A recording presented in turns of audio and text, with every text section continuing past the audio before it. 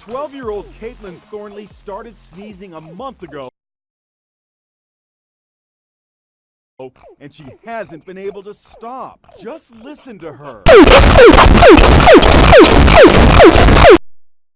The schoolgirl who lives outside Houston sneezes 12,000 times a day. Sometimes the 7th grader can't complete a sentence. Some kid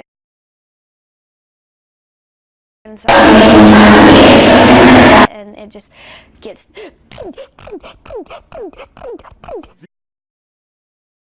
The only time the sneezing seems to slow down is when Caitlin listens to music, specifically the Beatles.